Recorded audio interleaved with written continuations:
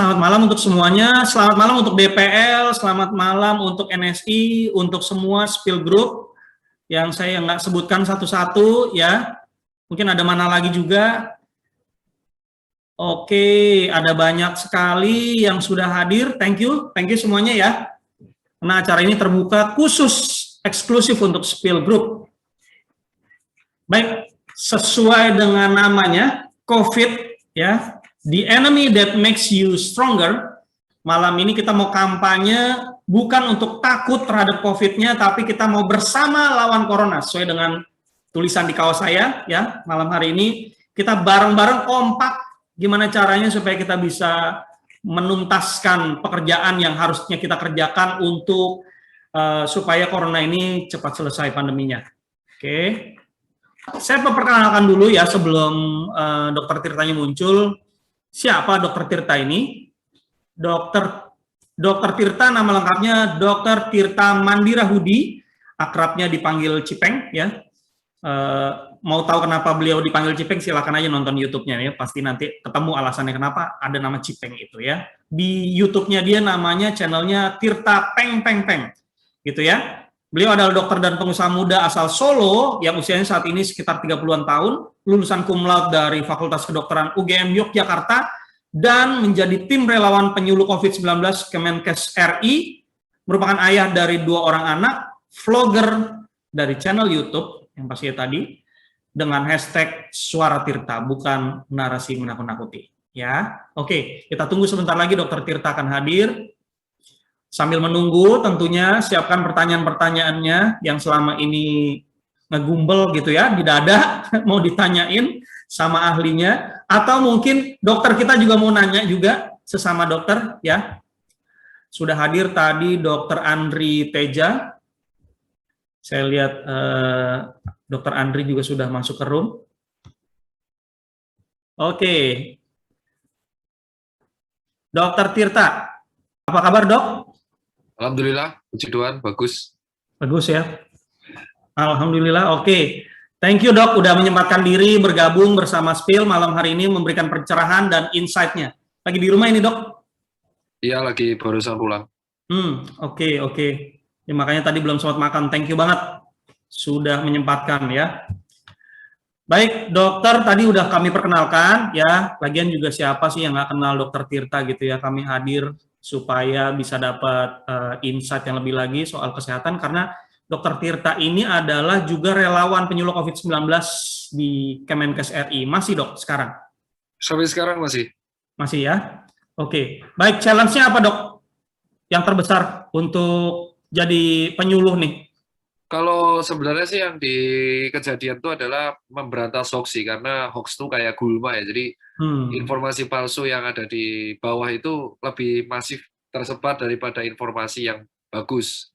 Jadi akhirnya kita tugasnya double, yang satu edukasi dengan baik, yang kedua adalah mengklarifikasi hoax yang beredar.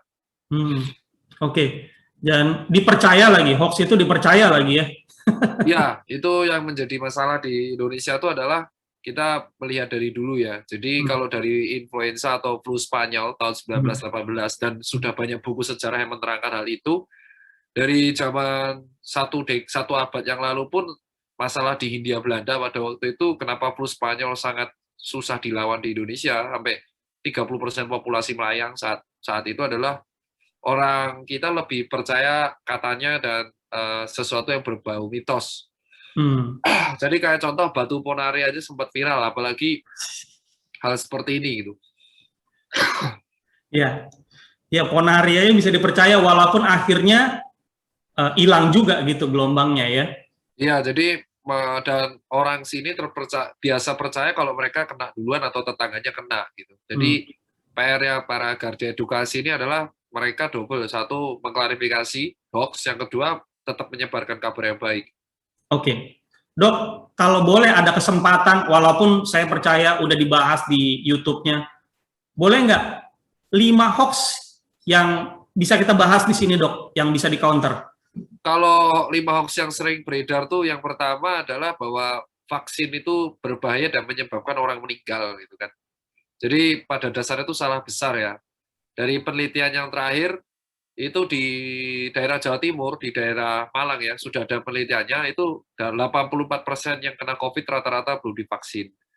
Dan kita lihat Inggris, Amerika, Spanyol sudah membuka daerahnya itu sudah divaksin.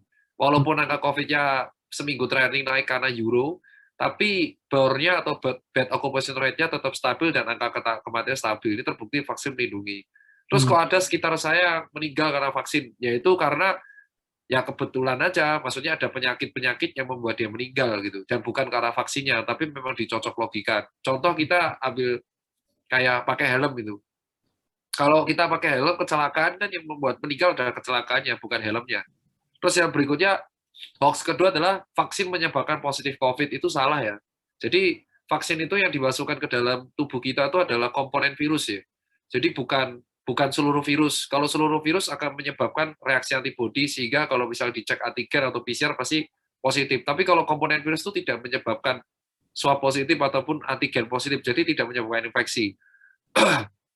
Jadi kalau yang menyebabkan infeksi itu misalkan kita ketularan ketika lagi vaksin, apalagi vaksinasi massal gitu kan. Namanya vaksinasi massal kan antrinya banyak, jadi bisa jadi dia tertular ketika vaksinasi. Terus hoax ketiga itu adalah yang mengatakan air kelapa itu menyembuhkan COVID ya, itu fiktif ya, itu tidak pernah ada. Kalau air kelapa itu menggantikan ion tubuh itu betul, karena cairannya mirip ion tubuh, tapi dia hanya menggantikan cairan tubuh yang hilang dan menyupport atau suplemen sikapnya. Tapi kalau menyembuhkan COVID atau mencegah COVID itu enggak. Terus hoax keempat itu yang mengatakan bahwa yang meninggal karena COVID itu akibat interaksi obat itu fatal, salah ya. Jadi itu enggak benar sama sekali, karena orang yang meninggal COVID itu justru karena telat penanganan dan karena telat tahu dan karena komorbid rata-rata. Jadi bukan karena interaksi obat, karena 80% pasien COVID itu tidak diberikan antibiotik dan bahkan mereka self-limiting disease asalkan bed rest dan nutrisinya tercukupi. Dan obat yang diberikan pun adalah obat-obat pengurang gejala. Gitu. Hoax terakhir yang paling sering muncul itu adalah PCR itu bukan alat pengecekan COVID, itu salah besar ya. Jadi gold standarnya itu kan adalah kultur virus ya, tetapi dikarenakan kultur virus itu memerlukan waktu yang sangat lama, maka PCR, di mana dia false positifnya aja cuma 1%. Jadi kalau orang positif karena PCR ya pasti positif itu. Dan kalau dia negatif belum tentu, karena dia false negatifnya masih 5-29%. Makanya kalau positif karena PCR ya dia hampir pasti dia kena COVID-19. Jadi 5 hoax-nya paling sering beredar di masyarakat, dan itu yang membuat Indonesia nggak kelar-kelar.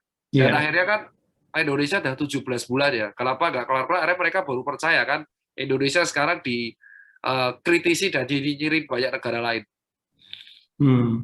Oke. Jadi memang kita harus menganggap ini sebagai murni pandemi, dan penanganannya juga penanganan pandemi, yaitu lewat medis ya. Iya, ya sebenarnya yang dilakukan itu adalah ya kita semua nggak usah percaya sama info-info yang beredar katanya itu omong kosong semua ya, kayak ya sesuai dengan edukasi saya. Yang penting adalah nutrisi yang bagus dan olahraga ketika sehat. Kalau sakit ya bed rest aja. Iya. Oke dok, kita ngomong general dulu ya, kita bahasnya baru nanti semakin spesifik. Dok, soal apa namanya nih, fasilitas umum. Kalau yang menurut saya yang nggak bisa dihindari banget ketika kita bergerak keluar beraktivitas, ketemu fasilitas umum, ketemu kerumunan lagi ya. Kan di Indonesia kan kayak gitu, terutama di kota-kota besarnya ya, Jakarta dan Surabaya. Waktu kemarin disekat PPKM aja, akhirnya jadi ada bottleneck dan kemudian ada kerumunan lagi. Itu saya percaya akan ada penularan juga gitu ya. Nah, nanti ke depan itu kira-kira... Nggak masalah selama, langsung saya potong ya, nggak masalah selama Anda pakai masker dan cuci tangan. Gitu ya, jadi itu benar-benar bentengnya ya? Ya emang, mau gimana lagi. Jadi kita nggak usah kebanyakan gimmick aja. Yang penting Anda pakai masker dan cuci tangan ketika sebelum melakukan atau menyentuh hidung. Terus kalau bisa dapat vaksin ya get your vaccine faster. Udah, nggak usah bahas yang lain-lain. Mau pakai kayu putih kayak terapi uap kayak apalah. Omong kosong lah. Ya, yang paling penting adalah kalau Anda kena COVID, ada di rumah, nutrisi tercukupi, minum obat penurun panas. Kalau ada sesak napas, pakai oksigen asal kanun LRM. Kalau ada gejala sesak, saturasi di bawah 90 baru dibawa ke rumah sakit. That's it. Dah. Nggak usah percaya yang lainnya. Oke. Nah, kemudian kalau misalnya tadi dokter bilang harus pakai harus pakai masker dan sebagainya gitu ya. Saya bukan mau mencontoh negara-negara maju nih dok. Itu kalau misalnya yang sekarang udah ada yang lepas masker dan sebagainya, apakah kita ada kemungkinan sampai ke situ dok? Jangan bandingin dulu. Ya, Inggris itu vaksinasi udah 84%. Indonesia tuh baru 12. Nggak usah ngimpi kejauhan. Kalau saya kan realistis saja. Ya kan? Dulu ya. Negara yang percaya sama tayyul ya nggak usah mimpi kejauhan lah. Ya. Oke. Inggris itu tahun lalu lockdown-nya 4 kali, Amerika Serikat 4 kali ya. Sekarang mereka vaksinasi udah nyaris 80%. Dan vaksinasi udah didapatkan di apotek-apotek. Jadi wajar dong mereka copot masker. Jadi jangan mau instan doang. Iya. Saya ada dengar kabar di Amerika juga ada ada tinggi lagi angkanya. Itu ya tinggi lagi, tapi angka kematiannya kan rendah. Oh, oke. Jadi buat orang Indonesia, Anda tuh kalau baca jangan judulnya doang, lengkap. Iya. Kalau enggak nanti IP-nya rendah-rendah terus. Kalau saya IP-nya 3,8 ya maaf ya. Setuju. Gitu. Jadi karena udah divaksin udah herd immunity walaupun saya cuma menyamakan persepsi. Kalau baca berita tuh penuh loh. Indonesia tuh hobinya heboh. Kayak kemarin Singapura sudah membuat COVID kayak flu biasa. Padahal judulnya itu kayak gitu. Padahal isinya jelas-jelas mengutarakan jika vaksinasi mencapai 80%. Nggak dibaca isinya. Terus dibilang Inggris COVID naik. Tapi berkat vaksinasi, BOR tetap stabil dan angka kematian turun. Semua rata-rata gejala ringan. Jadi orang di sini tuh nggak biasa baca utuh. Makanya yang pinter dikit. Dan asal Anda tahu ya, tahu nggak penemu AstraZeneca, Prof. Sarah Gilbert, satu timnya tuh orang Indonesia loh. Ya kan? Iya. Nah, kenapa dia sukses di luar negeri? Karena budget APBN di sana, NHS di sana untuk meneliti itu bagus. Coba dia di Indonesia, jadi iklan sosis dia. Oke dok. Oke, nih ini untuk untuk meringankan lagi, untuk mendukung mental orang-orang yang punya komorbid nih dok. Ya, kita kasih lah. Nggak bisa didukung, percuma didukung lah. Orang punya komorbid, makanya jangan obesitas. Kalau olahraga. Gitu kalau ya. Anda yang nonton di sini malah saya suruh bilang, bos, kalau Anda punya GDS di atas 200, gula darah di atas 120, lingkar pinggang di atas 120, habis itu kolesterol tinggi, udah kalau kena COVID, itu kemungkinan mati tinggi. Nah, deg-degan. So what they have to do now? Makanya hidup sehat, ya kan? Makanya hidup sehat. Kalaupun kamu lolos karena COVID, paling mati ya kena stroke atau gagal jantung. Ya, jadi makanya saya bilang kalau sampean tidak mau panik, makanya hidup sehat. Jangan pas mau mati jadi panik. Jangan pas kena virus jadi panik. Kalau Anda hidup sehat, Anda nggak akan panik lawan COVID. Kayak Deddy Corbuzier sampai detik ini nggak kena COVID. Saya juga nggak kena COVID. Kenapa? Lah saya berat stabil, BMI stabil, gula darah saya stabil, ya kan? GDA saya stabil, kolesterol stabil, HDL tinggi, udah gitu tensi stabil. Apa yang saya khawatirkan? Cukup pakai masker kan? Iya. Kalau tahu nggak bahwa COVID itu berteman baik dengan namanya gula darah. Kalau Anda diabetes mellitus tipe 2, dan Anda kena COVID, udah cukup aja berdoa pasti masuk ICU. Oke. Lo ngapain nakut-nakut emang realita kayak gitu. Saya kan kalau ngomong to the point, saya nggak mau pura-pura. Makanya saya ngeritik pemerintah, jujur aja udah. Kita nggak ada solusi yang namanya bahagia meningkatkan imun, itu juga salah juga. Nggak ada. Nah, terus gimana tuh dok? Nah, emang nggak ada nama gimana? Yang nggak ada, jangan kita yang penting adalah sampean itu fokus pada diri sendiri. Fokusnya bahagia itu apa? Ya fokus pada diri sendiri, yaitu jaga diri, sama jaga keluarga udah. Jangan pura-pura bahagia. Kita nggak bahagia, omset turun semua, bahagia dari mana? Betul. Nggak ada yang namanya bahagia naik ini. Bahagia itu justru membuat kita bersyukur dan jaga diri sendiri. Kalau pura-pura bahagia membuat kita arogan, ya kita kena COVID, sama aja bohong. Saya cuma bilang harga pemakaman mahal. Udah cek harga pemakaman San Diego Hills sama Al-Azhar kan. Iya, kalau di San Diego. Jadi jangan bilang mau mati aja susah, ngantri penguburan 4 hari. Kecuali sampai yang jadi peserta gini mau ikut teman-teman saya jadi relawan penguburan, nggak apa-apa. Mungkin cepat kuburinya. Enak kan? Nah, kalau ngomong tuh to the point. Coba kalau yang edukasi kayak gini semua, mungkin orang akan patuh dan mungkin orang akan lebih aware. Tapi Iya. sayangnya pemerintah PPKM juga nggak beres-beres. Mereka juga bansosnya kan tahun lalu dikorup, tahun ini baru agak bener tuh. Ya udah. Jadi wajar aja kalau banyak protes. Ya plus 62 lah. Setuju, Dok. Dok, ini gini nih, Dok. Kalau misalnya kan kita udah kena COVID nih misalnya ya, terus kemudian kena yang kedua kalinya dan kemudian ada juga kena yang ketiga kalinya. Itu apakah memang dia daya tahannya benar-benar rentan kayak begitu atau apa namanya? Ataukah Memang daya memang tahannya rentan dan jorok. Dah, titik. oke. Jadi memang harus dirubah gaya hidupnya ya. Loh, inti dari kesehatan itu adalah lifestyle, Pak. Hmm, hmm, hmm. Sekarang contoh deh, saya ini Pak, nggak makan jeroan dari Hmm, 15 tahun yang lalu. Ya, saya hmm, nggak makan soda. hmm, Ya, saya bahkan mengurangi gula. hmm. Ya, saya nggak minum bir. Iya. Saya mengurangi rokok. Saya tuh kebanyakan makan vegetable. Tiap hari harus ada sayur sama buah. 18 bulan saya nggak kena COVID, Pak. That's it. Intinya adalah kalau sampai mau sehat, ya hidup sehat. Jangan ngeluh ketika mau sakit. Setuju. Clear kan? Udah itu Iya. aja. Oke. Setuju, Dok. Dok, ini ada pertanyaan nih. Saya sering mengalami sakit sendi karena saya pernah mengalami cedera dan patah tulang. Apakah aman jika divaksin, Dok? Ini nggak ada hubungan. Ya, aman aja lah. Aman aja ya. Yang nggak aman adalah sampai olahraga tanpa pemanasan, patah balik. Oke. Nah, kemudian ada pertanyaan lagi. Seberapa besar pengaruhnya stres terhadap imun tubuh? Ini kayak udah sering dijawab, tapi monggo Dok, jawab aja. Bahagia tuh sulit naikin imun, tapi kalau stres menurunin imun. Gitu ya. Iya. Jadi dampaknya lebih gede daripada daripada manfaatnya. Ya sekarang coba sampai terlilit utang 1 M, coba pura-pura bahagia kalau bisa. Coba tokonya tutup nih karena PPKM tuh. Terus saya bahagia, bagian dasmu bahagia ya. Nggak mungkin ada yang bahagia. Tapi kalau disebut stres menurunkan imun, sebenarnya bukan menurunkan imun secara direct ya. Tapi membuat kita panik sehingga membuat tubuh kita tuh nggak tenang, kayak asam lambung naik, susah untuk makan, jadi kepikiran.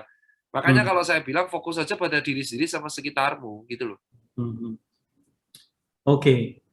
Nah, terus kemudian ada pertanyaan lagi, menurut Dokter Tirta persiapan seperti apa yang harus dilakukan bagi pekerja-pekerja yang masih aktif nih seperti sekarang. Jadi mereka nih mau siap-siap kalau nanti suatu saat kena COVID Hidup yang harus sehat. disiapkan. Udah hidup sehat. Hidup sehat, pakai masker sebisanya dan cuci tangan sebelum masuk rumah. Ya sekarang ubah aja kebiasaannya. Kalau pulang rumah, usahain ya cuci kaki, cuci tangan, cuci muka, baru makan, baru meluk keluarga.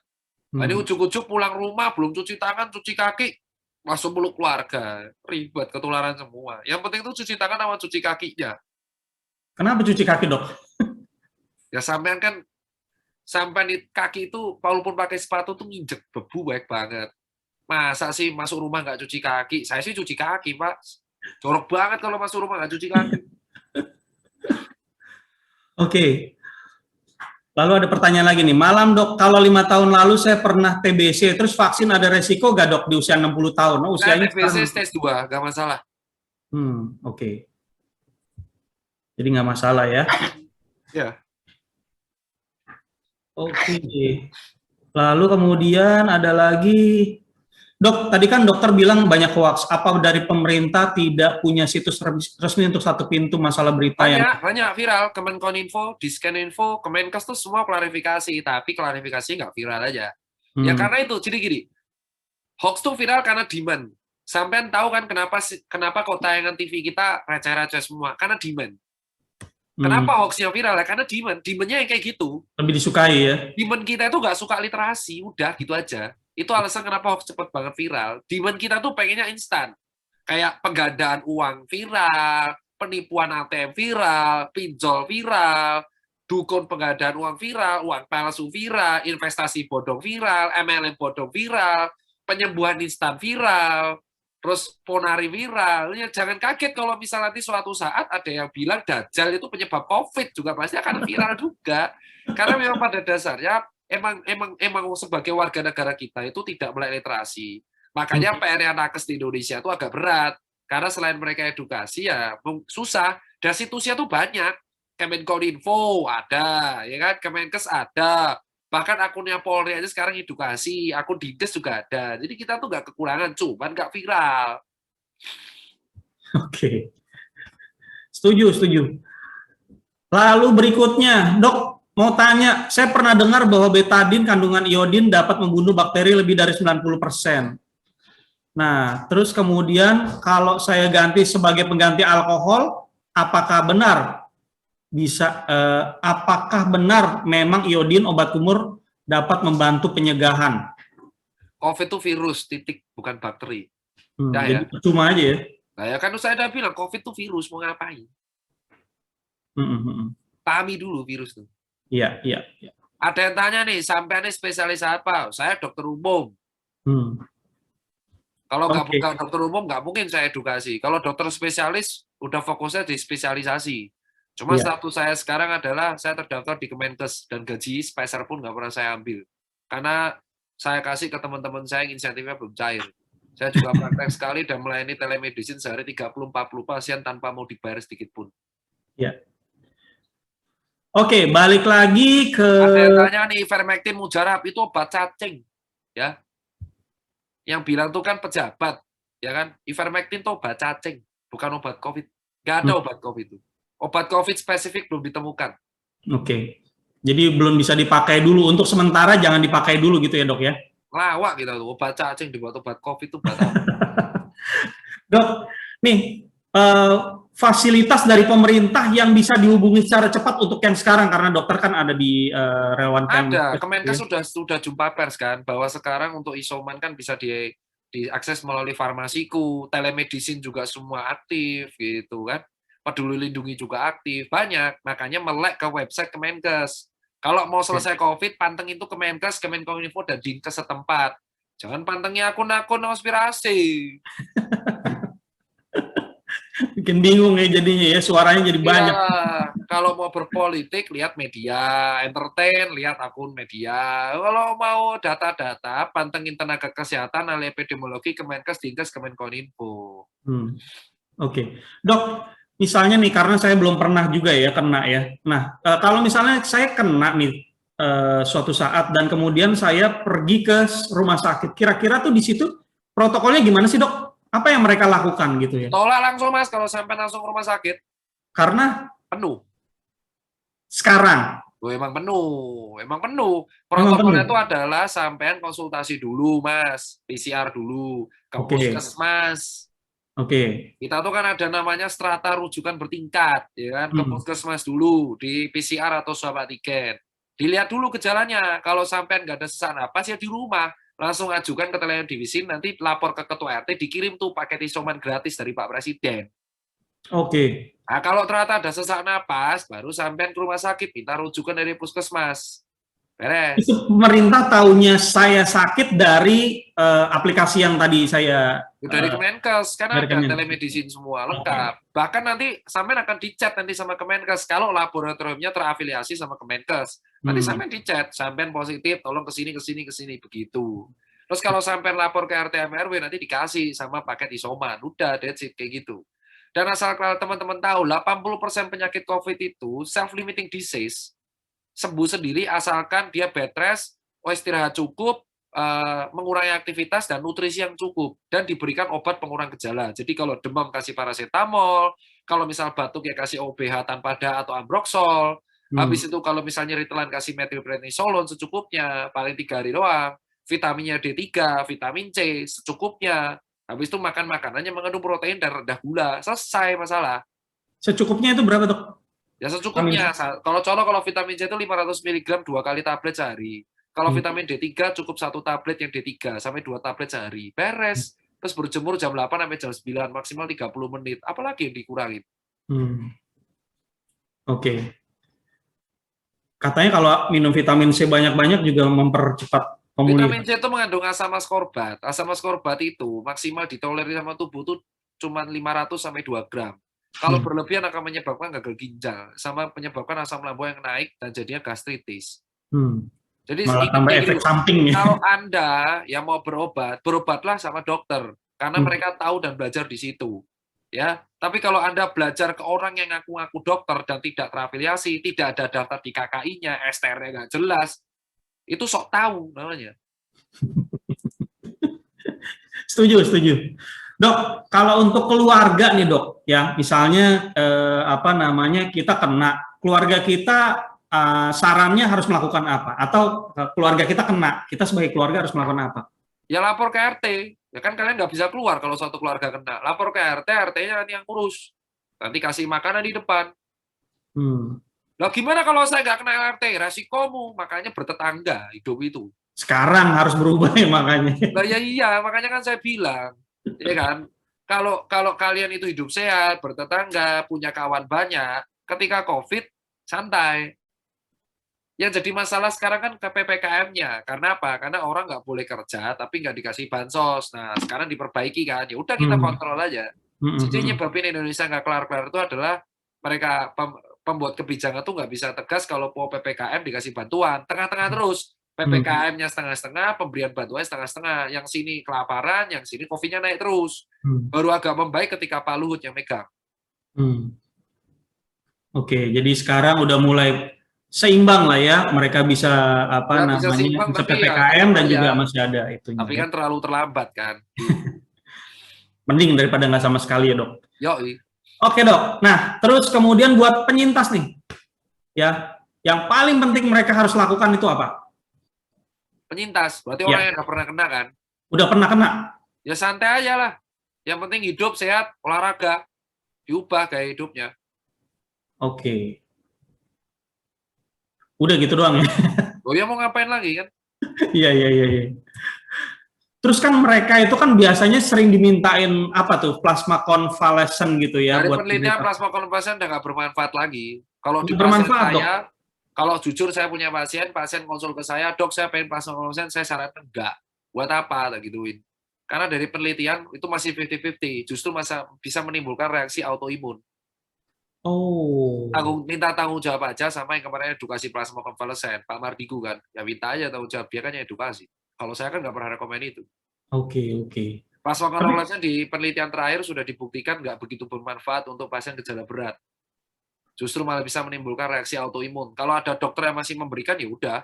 Saya sih berpendapat ada jurnal ilmiahnya. Gitu. Intinya kalau saya tuh berpegangan nama ilmiah, mau saya dibilang kaku kayak apa kayak terserah, saya pegangan nama ilmiah. Oke, Dan, jadi pertanyaan saya mengenai plasma konvalesen, saya batalin semuanya karena itu jawabannya yang pertama ya. Karena emang dari penelitian terakhir dari bulan Maret sudah diteliti bahwa plasma konvalesen itu nggak bermanfaat. Intinya tidak ditemukan manfaat. Intinya sama aja, tidak mengurangi angka mortalitas. Jadi benar-benar nggak ada dampaknya sama sekali gitu ya? Yang tidak mengurangi angka mortalitas sama aja. Oke. Karena gini loh, ini yang masyarakat tuh belum paham. Saya demi minum obat sembuh gini ya. Virus COVID itu self-limiting disease.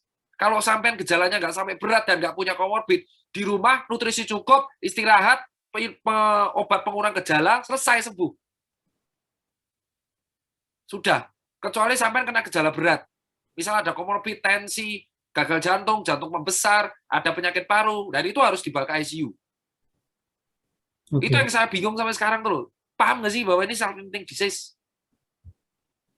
Sampai meminum hangat, ya bisa sembuh. Orang kenapa? Orang gejalanya ringan, sedang, sampai di rumah 10 hari, isoman, nutrisi cukup, obat pengurang gejala, titik. Mau sampai minum hangat kayak air kelapa, kayak jahe, kayak apa, kayak itu tidak menyembuhkan. Yang menyembuhkan itu tubuhmu sendiri, ini bukan bakteri, bro. Ini virus. Virus yang tiap bulan tuh bisa berubah mutasinya. Komponen proteinnya nanti yang alfa, beta, nanti berarti alfa. Yang beta berubah berarti delta. Ada yang variasi delta, kappa, gamma, itu namanya mutasi. Kau pikir cuma manusia yang cerdas, virus juga cerdas, dia bisa bermutasi. Dipikir cuma virus komputer doang bermutasi, virus biologi juga bisa bermutasi. Itu alasannya ada penelitian. Nah, kalau yang saya dengar memang udah ada 5 mutasi ya, alfa, beta, delta, dan kemudian alfa, beta, delta, gamma, kappa, ada 5. Yang udah masuk Indonesia semuanya ada. Ya, di Indonesia semuanya udah ada ya, dari tahun 2020 lagi udah ada ya. Nah, kita kan divaksin sesuai dengan sesuai dengan prediksi mutasi-mutasinya ini, Dok. Kira-kira seberapa ekstrim si virus ini bisa bermutasi sampai si vaksin ini nantinya kayaknya nggak berfungsi lagi? Karena kayaknya ini bukannya diredam tapi mereka bermutasi terus gitu, Dok. Jadi gini, dari 5 mutasi yang ada itu mereka tidak mematikan, tapi lebih cepat menular. Makanya semua vaksin masih bermanfaat. Karena virus-virus ini tidak meningkatkan mortalitas, tapi memang menular banget. Makanya kalau vaskesnya nggak kuat, dia bisa kolaps. Tadi ada yang tanya, kalau hidup sehat saja sudah cukup, ngapain harus pakai masker? Mas, kalau hidup sehat sudah cukup, ngapain kau pakai helm? Nah, kau keluar pakai helm buat apa? Untuk mencegah gejala buruk. Hidup sehat itu mencegah kita kena kopet, paham? Tapi kalau vaksin itu mencegah kita kalau amit-amit kena kopet atau COVID nih, kita gejalanya nggak jadi berat.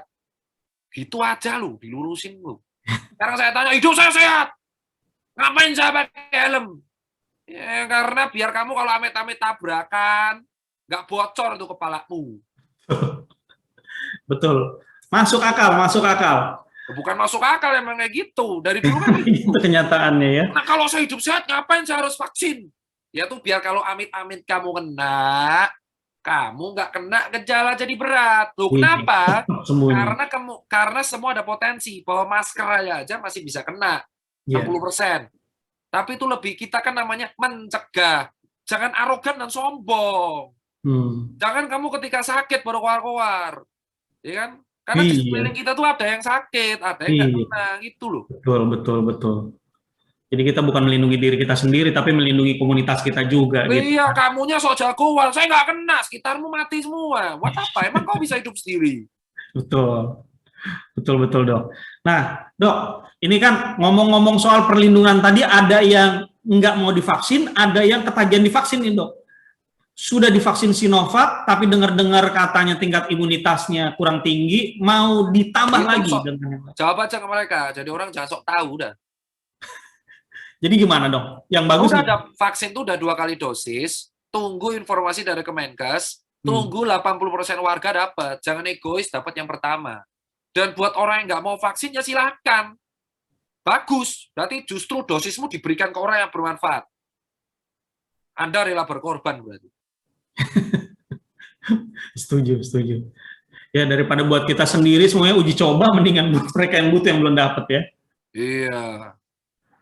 Nah kalau misalnya memang kondisinya begini, kita turun naik dan berjuang lama udah 18 bulan juga nggak kelihatan ada kelarnya. Kira-kira nih Dok, yang bukan. Yang nggak kelar cuma Indonesia doang ya. Sorry banget nih. Harus diluruskan dulu nih. Kalau negara lain udah enak nih. Dan India Dok? India gimana? Loh, sudah. India udah turun kemarin Delta, mereka naik lagi tapi udah enak, mereka vaksinasi udah bagus. Udah hard immune ya. Jangan bilang pandemi semua ribet. Indonesia yang ribet doang. Oke. Malaysia juga udah ya. Malaysia juga udah herd immunity. Oke. Ini pertanyaan paling konyol ya. Jangan vaksin aja yang gratis, masker aja gratis. Ya kau bilang aja nanti sama pemerintah. Nggak sekalian nanti kacamata gratis, baju gratis, siling gratis, farmasi gratis, barber gratis, nggak apa-apa, gratis aja semua. Semuanya gratis ya. Oh iya, keren usulmu, mantap. Oke, nah prediksi dokter nih, di Indonesia yang unik kayak begini, nanti new normalnya kayak gimana Dok kira-kira? Masih lama. Nah, tapi kita ada apresiasi nih, Jakarta 75,4% sudah divaksinasi dosis 1. Wah, luar biasa. 75% ya? Saya sama Kapolda Metro dan Dinkes tuh mati-matian ke setiap RT RW untuk supaya orang mau vaksin. Dan hebatnya Jakarta 75,4% sudah 1 dosis. Jadi tinggal 5% lagi Jakarta sudah herd immunity. Mantap Jakarta. Kota lain nggak tahu. Luar biasa. Tapi mesti tinggi dulu baru mereka sadar ternyata beneran ya. Enggak, Jakarta dari awal tracingnya bagus. Oh ya? Oh iya, Jakarta itu tracingnya memang dari awal bagus. Saya nggak peduli politiknya, tapi memang orang Jakarta tracingnya pada dari awal paling bagus di antara yang terburuk. Dan vaksinnya 75,4, angka COVID-nya paling terkontrol, swab-nya paling banyak, paling cepat, isomanya gratis. Yang kedua Bali udah di angka 50-an% sudah dosis 1. Iya, iya, iya, iya. Jangan tanya yang paling rendah ya, saya nggak mau jawab. Nanti cek aja di Kemenkes. Iya. Oke, Loh, kita Dok, ngomongin kenapa yang hanya bisa Jakarta yang diapresiasi diurus? dulu. Bukan hanya Jakarta yang diurus, itu warganya yang aktif. Kok Jakarta yang diurus? Kamu tuh loh, bilang, Jakarta kenapa yang diurus? Ya, tanya sama wargamu kenapa nolak vaksin semua. Kalau di Jakarta, sekitar RT RW mau. Itu Iya, mau, antri. kompak Di semua. Jakarta tuh antri. Sampai RT Iya, RW, antri. iya, Saya yang beriin. iya. Ingat saya. Jadi benar-benar meng-acknowledge yang mereka semuanya Surabaya oleh udah opo? vaksin. Takon wali kotamu no. Opo takon aku? Bawa pikir aku presiden. Di Oke. Singapura kok anggap flu biasa? Ngawur kamu. Singapura masih lockdown no. Singapura tuh anggap flu biasa tuh baru November, kelihatan kamu. Iya, ini Mahasiswa rencana ya, rencana. itu yang ngomong Singapura anggap flu biasa tuh mahasiswa sini nggak sih? Kalau mahasiswa sini jangan dilulusin itu, suruh baca judul yang baik itu. Baru rencana kan. Nih, Dok, oke. Kita ini kan sebuah industri di mana memang main industri yang harus terus beroperasi ya. Kita di logistik ya, shipping dan logistik gitu, Dok. Dok, nasihatnya Dok buat kita Dok, supaya bisnis ini tetap jalan, nggak goyang, dan kemudian juga rekan-rekan kita ini tetap sehat ya, nggak sehat juga walaupun bisa kena, tapi nggak fatal gitu Dok. Jadi kalau COVID ini tuh selama COVID-nya itu nggak terkontrol dengan baik dan selama vaksinasi nggak baik, selama tracing nggak baik, ini semua Kita orang kena dampaknya tetap. hancur. Jadi intinya tuh adalah selama COVID-nya tuh nggak terkontrol, ya selama itu pula kita akan hancur. Oke. Mau kita akan ngalihin perhatian bahwa kita meningkatkan UMKM atau kita mau buka toko, tetap kita sekarang hancur. Kenapa kita perlahan hancur? Kalau tahun lalu kita mungkin masih bisa survive ya, karena negara lain belum melihat kita. Tapi tahun ini negara lain itu udah mulai nge-ban kita.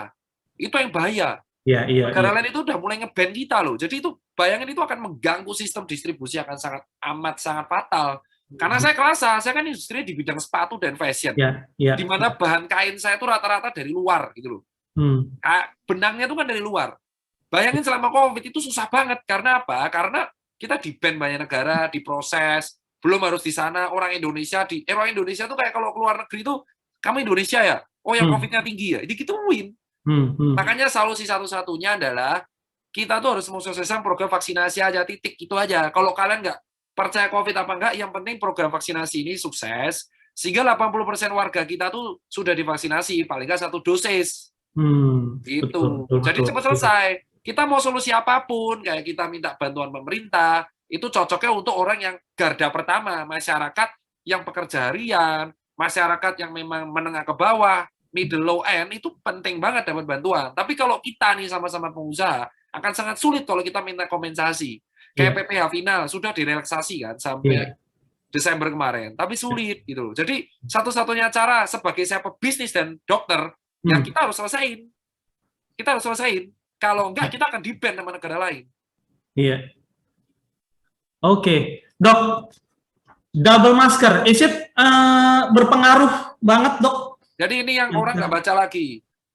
Masker itu kalau kamu keluar, cukup pakai KF94 atau masker biasa, nggak masalah kalau tempatnya itu tidak beresiko. Di luar ya, Itu outdoor gitu ya. 50-60% terpapar matahari. Kamu perlu pakai masker double kalau kamu ke tempat yang beresiko. Apa tempat beresiko? Rumah sakit, KRL, stasiun, bandara, tempat pendaftaran, KTP, samsat, tempat-tempat yang itu terjadi pertemuan terus-terusan nggak berhenti.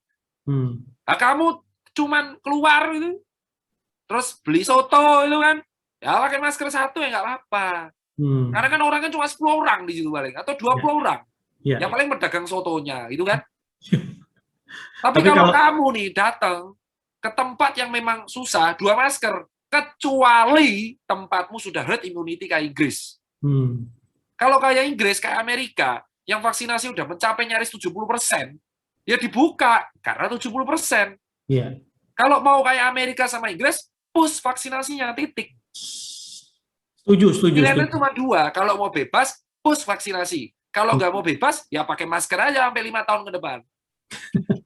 Kan dari dulu kan edukasinya sudah kayak gitu terus. Cuma kan hoax yang mengatakan vaksin microchip. Terus ada bilang vaksin isi air. Ketika kita ada bergulat sama hoax, Inggris sama Amerika udah mati-matian. Akhirnya sekarang Inggris lihat ramenya kayak apa. Iya. IPL tahun depan udah rame. Iya. Sementara Amerika, NBA final tadi, Bucks juara, sudah rame banget. Kenapa? Karena mereka vaksinasinya tinggi.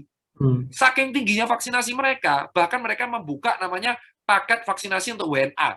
Apa nggak gila itu? Keren banget, keren. Dok, tapi kan itu kan faktor X semuanya yang kita nggak bisa kontrol ya. Contoh ya, kemarin aja pada mudik, terus kemudian akhirnya itu malah bukan meledak. Faktor X, Mas. Itu budaya. Faktor X tuh misalkan sampai Anda berusaha jaga prokes, ternyata ada hujan, badai, kena petir, pohon ngambrui sampean. Nah, itu faktor X. Beda. Kalau orang mudik, orang rame, itu budaya. Dan itu kalau pemerintahnya tegas, ya beres semua. Jadi kita kan di sini namanya adalah discuss ya, kayak PPKM itu tuh akan sukses kalau dari dulu kebutuhan warga dicukupin yang terdampak. Nah, karena ini tengah-tengah terus, virusnya nggak terkendali, yang tambah miskin tambah banyak. Jadi sekarang dua masalahnya. Dulu masalahnya cuma satu, virus COVID baru. Sekarang masalahnya dua, virus COVID baru. Orang miskin tambah banyak. Kemiskinan, ya. Nah, ini kan susah ngatasinya. Setuju. Nah, ini gimana kalau yang mau taat, gimana dong, Dot? Yang mau taat sama prokesnya, kemudian juga kena dampaknya sama budaya-budaya yang masih nggak taat seperti itu. Apa yang harus kami lakukan, Dok? Nah, kalau saya nggak nyalain, yang saya lakukan adalah ketegasan dari atas. Kalau sampean mau bagus PPKM-nya, ini PR itu regulator, Pak. PR-nya itu bukan di masyarakat. PR masyarakat itu cukup jaga diri, hidup sehat. Udah dua aja. Jaga diri itu ya pakai masker sebisa mungkin, hidup bersih dan sehat, titik. Dah, tugasnya itu. Tugas pemerintah ada menjamin kesehatan rakyatnya, dan kalau PPKM harus ditanggung, udah gitu aja, beres. Misalkan dilarang mudik, ya, tapi dikasih surat-surat. Boleh mudik tapi pakai SIKM. Yang ujungnya keluar duit juga ya. Terus kan lucu, contoh kemarin, ada pedagang kopi ngelanggar PPKM, didenda 5 juta. Hak faedahnya apa? Enggak kan? Nah, ya itu. Tapi ketika sisi lain ada pejabatnya ada ini kan, dendanya 500.000. Ini kan lucu. Paham kan? Nah, jadi dari sini kan kita tahu PR-nya itu bukan hanya padahal simpel ya, PR-nya ya udah pakai masker, hidup sehat, terus kemudian jaga jarak. Itu buat kita. Tapi kalau PR-nya buat regulator, ya mereka harus tegas dan kompak. Mereka kompak. Selama ini kan nggak kompak. Nggak ada surat saktinya gitu ya. Ya kan selama ini nggak kompak. Contoh PPKM aja, PPKM deh. Kita ambil PPKM. Kita ambil PPKM ya. Penyekatan mudik deh. Penyekatan mudik. Ya. Penyekatan mudik namanya. Tapi masih ada yang mudik. Karena bawa berkas. Beres kan? Dan jadi kan jadi masalah. Akhirnya kan orang lain jadi iri. Lah, tetanggaku kok boleh mudik, kok aku enggak? Mereka ikut mudik. Itu masalahnya tuh. Masalahnya jadi merembet lah langsung. Udah. Betul. Nah, solusinya regulator tuh udah ada. Solusinya tuh sudah ada. Tinggal mereka mau ngelakuin apa enggak. Itu aja. Ya. Oke, kita balik lagi ke pertanyaan-pertanyaan. Mungkin Dr. Tirta sambil baca-baca juga pertanyaannya kalau ada yang mau dibahas langsung ya. Ini saya ketemu satu nih. Malam Dr. Tirta. Terkait isu vaksin, infonya setelah vaksin kondisi imun tubuh melemah sehingga mudah terserang penyakit. Bahkan COVID itu sendiri bisa menyerang. Lalu apakah ini artinya vaksin pertama dianggap gagal dan apakah vaksin keduanya itu harus info dari mana itu? Jeda waktu. Nah, justru itu saya tanya, itu info dari mana itu? Nah, makanya kadang pikiran kita itu, Dok, ya dalam keadaan kayak gini tuh kita bisa muncul informasi sendiri, Dok. Jadi gini ya, teman-teman. Kan dengar hoax kita bisa meramu sendiri gitu, Dok. Jadi gini kawan-kawan, ketika orang mau divaksin itu fisiknya harus sehat. Karena kita dimasukin antigen asing.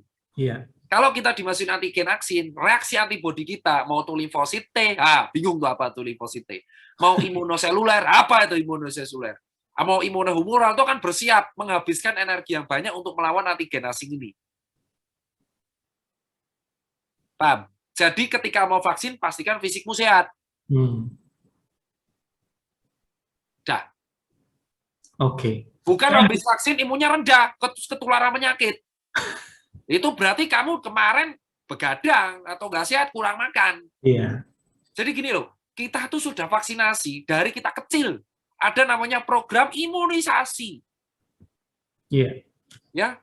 Iya. Dan dari kecil baru ada bukunya lagi, ada buku imunisasi dicentang-centangin sama ibu kita lagi. Iya, dan tahu nggak? imunisasi dulu perintahnya Bu Guru apa? Kalau demam jangan imunisasi, Dik. Kita tuh dari kecil sudah dapat program tuh banyak. Dari kita kecil lahir tuh dari kasih hepatitis B, vitamin K, tetanus, pentabio, BCG, campak. Kalau gede pakai influenza. Iya. Nah gitu, maksudnya adalah kalau sampai mau divaksin, pastikan hidup sehat dan fisikmu kuat. Kalau kamu imunnya nggak kuat, ya jangan divaksin. Contoh imun nggak kuat, sudah tahu begadang, kurang makan, divaksin, semaput. Lo kok bisa semaput? Ah, kurang makan itu. Ya atau dibalik faktanya, udah tahu mau vaksin, tapi nggak makan, nggak sarapan, ya kan, begadang. Terus?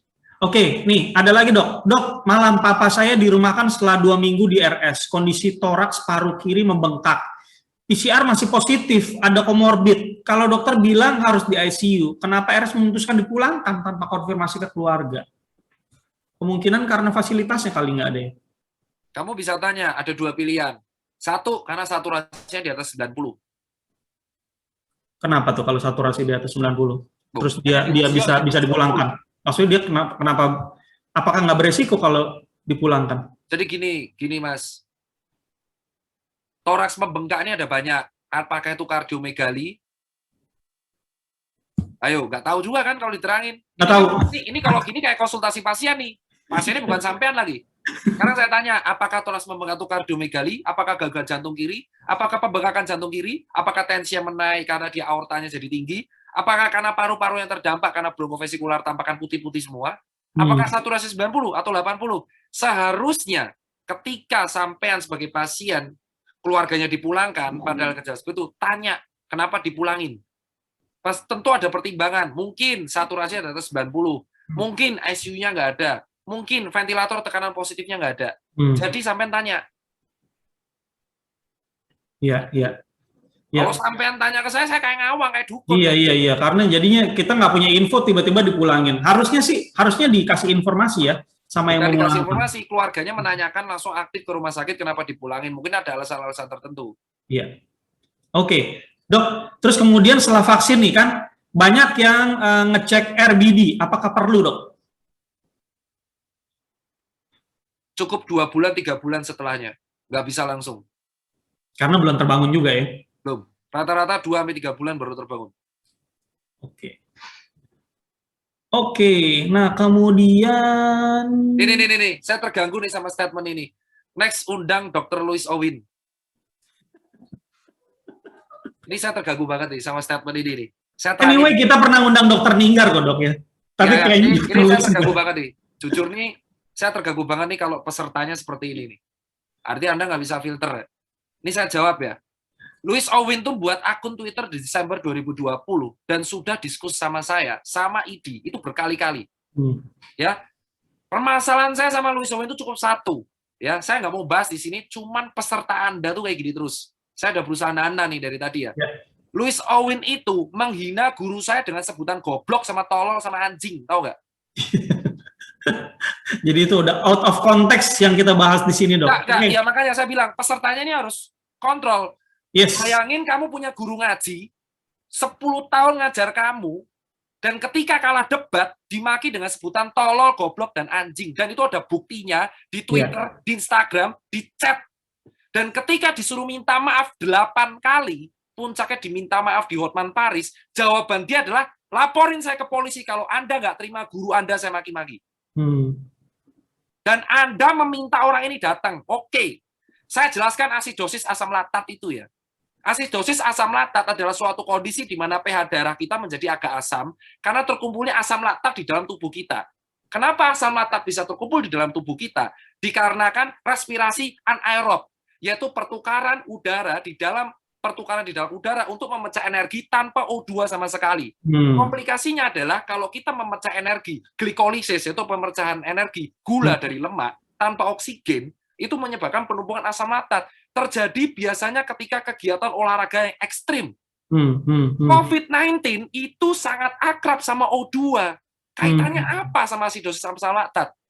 Dan Louis Owen mengatakan interaksi obat yang menyebabkan kematian. 80% pasien COVID itu nggak dikasih obat sama Dikasih obat, ya. Dan tingkat kesembuhan COVID itu 90%. 10% yang meninggal karena COVID itu karena komorbid. Lewis Owen itu mengatakan vitamin C 1 gram per jam.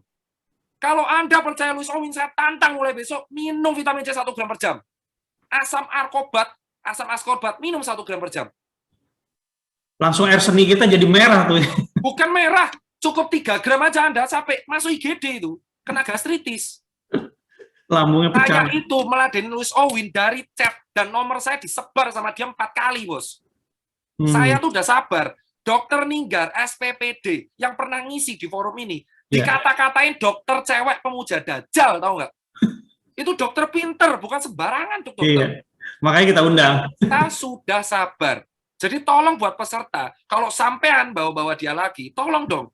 Saya itu sudah memaafkan dia. Dan sampean harusnya logis. Yes. Mau nggak kalau gurunya dikata-katain kayak gitu? Mana sih? Yes. Pesertanya dulu. Ya. Oke, Dok. Saya meminta maaf mewakili pesertanya. Oke, tolong kita masuk ke materinya soal medis ya. Hebat banget, maksudnya kalian tuh, kita tuh udah nggak pernah nyalain rakyat loh. Maksudnya tuh maunya gimana coba? Insentif juga nggak cair, gaji gua nggak diambil. Tapi gara-gara dokter itu kita jadi belajar banyak, Dok. Kita jadi belajar banyak. Kalau mau ngeritik pemerintah, jangan nyalain nakesnya. Sampai mau ngeritik penanganan COVID, silakan. Kritik penanganan kenapa bansos dikorup, silakan. Itu nggak ada kaitan sama kita. Ini yang kita bingung dulu. Ya, tapi karena dokter itu kita jadi belajar banyak, belajar mana yang salah sebenarnya dan mana yang harusnya dilakukan gitu loh kan. Ingat ya, masalah saya sama Luis itu cuma satu. Dia tuh minta maaf soal statementnya dia, titik, udah selesai. Kenapa kalau sampai dilaporin? Karena ketua ID merasa terhina selama 8 bulan dia nggak mau minta maaf. Titik, udah. Kesadaran diri itu loh. Iya. Selama 7 bulan kita itu nggak ngapa-ngapain dia loh. Dibiarin aja udah. Kenapa? Karena ya udah biarin. Sampai dia di TV nggak mau minta maaf. Itu kan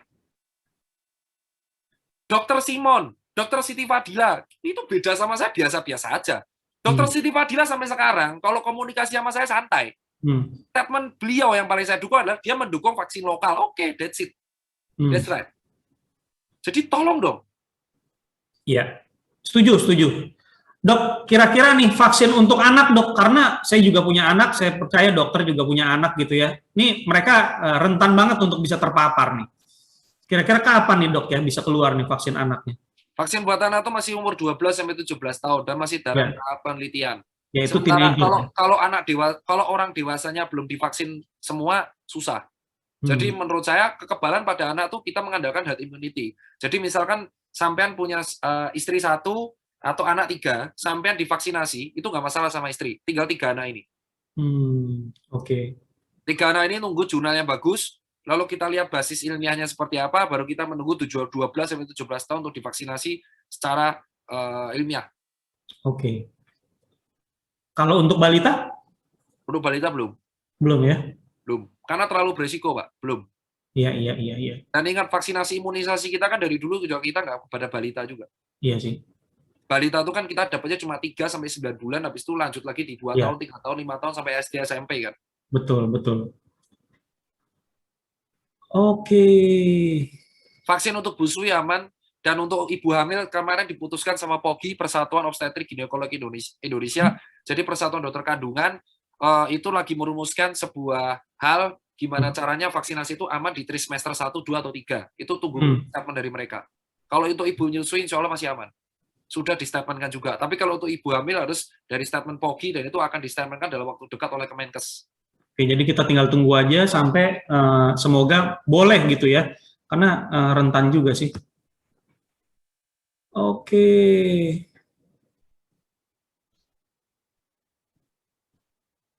Dok, saya habis lihat video dari Dokter Pratiwi. Apakah kira-kira saturasi semakin turun? Mana tuh? Kok hilang?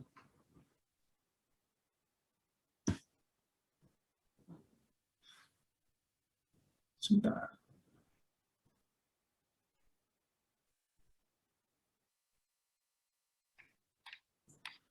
Ada yang nanya, malam dok, apakah setelah divaksin terus melakukan PCR, hasil PCR tersebut akan positif? Tadi udah dijawab ya, karena Ya. itu bukan memasukkan infeksi. Jadi negatif harusnya ya dok ya. Kenapa? Apakah setelah divaksin terus melakukan PCR, hasil PCR akan positif? Oh, enggak. Enggak ya, negatif ya. Karena saya habis divaksin, saya swab, hasilnya negatif kok. Jadi intinya kalau sampean tuh amit-amit kena COVID terus panik nih harus ngapain lah. Ya. Simple. Udah isoman dulu aja. Okay. Isoman tunggu 10 sampai 14 hari. Asalkan 3 hari terakhir sampai nggak demam dan nggak batuk, santai. Anosmia itu salah satu gejala, tapi bukan saklek di COVID.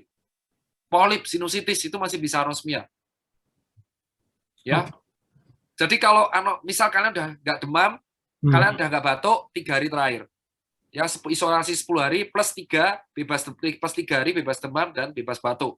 Itu nggak masalah. Masih anosmia pun nggak masalah. PCR positif pun nggak masalah. Karena yang penting kita sudah isolasi 10-13 hari. Dengan catatan demam sama batuknya nggak ada. Kalau ada sesak napas dan batuk, itu extend lagi. Jadi penentunya itu adalah saturasi demam dan batuk. Gitu. Kenapa anosmia bisa kena? Karena virus ini menyerang nervus 2, yaitu nervus olfactorius yang ada di sini nih. Jadi nervus ini akhirnya nggak bisa mencium apapun. Dan silia. Dan nervus ini bisa terserang kalau sinusitis kronis, rinitis yang masif, ya kan? Atau mimisan. Sorry dok, itu kayak bahasa planet buat saya. Nervus itu apa dok? Nervus itu saraf. Penciuman. Bukan, nervus itu saraf. Kita kan punya 12 nerve ya. 12 indera gitu kan. Nah, jadi yang nerve ini yang nomor 12 itu adalah untuk indera penciuman. Kalau virus itu tuh memblokade di sini. Jadi kita nggak bisa mencium atau kayak mencium rasa tuh nggak bisa. Sama yang di lidah ini nggak bisa semua. Nah, kalau standarnya orang dikatakan sembuh COVID itu kalau dia isolasi 10 hari plus 3 hari udah bebas demam, bebas batuk, bebas sesak napas. Titik itu aja. Mau masih anosmia pun nggak masalah. Karena anosmia masih bisa menetap 7-14 hari setelah dia sembuh. Terus gimana cara nyembuhin anosmia? Bukan pakai obat, tapi pakai dia tinggi protein. Makan makanan yang mengandung protein. Bukan gula ya, protein. Nah ini jadi kan kita udah tahu kan, sebenarnya obat COVID itu nggak ada. Obat-obat yang diberikan kita itu rata-rata kayak paracetamol ya demam, ambrosol, bukan untuk COVID itu sendiri. Iya, emang kayak gitu dari awal gitu loh. Jadi memang makanya kan kita bilang isoman itu pengaruhnya sama nutrisi. Makanya edukasi saya dulu adalah makan masker, cuman dihujat sama orang banyak. Sekarang akhirnya ketika dokter Amerika yang bilang tuh, dokter Fahim Yunus, yang penting adalah nutrisi. Orang boleh bilang, ternyata dokter Tirta benar juga ngomongnya. Ya emang dari dulu kayak gitu, ini kan self-limiting disease. Misal sampean minum teh hangat nih, 4 hari, kok sembuh? Itu karena imun sampean, itulah hebatnya antibodi kita tuh kayak gitu. Iya. Bukan teh hangatnya. Bukan. Nah, terus kenapa kok orang bisa meninggal karena COVID? Bahwa tuh karena misal nih, dia parah banget. Jadi dia tidak ditangani dengan baik karena nggak ada yang ngontrol. Sudah tahu harusnya nutrisi bagus, dia nekat kerja terus, kerja. Ya kan? Terpapar. Namanya viral load. Viral load itu adalah paparan virus. Jadi kalau kena satu virus, kita ada flu. Misalnya, terus kena viral load itu banyak banget. Karena kita terpapar terus-menerus.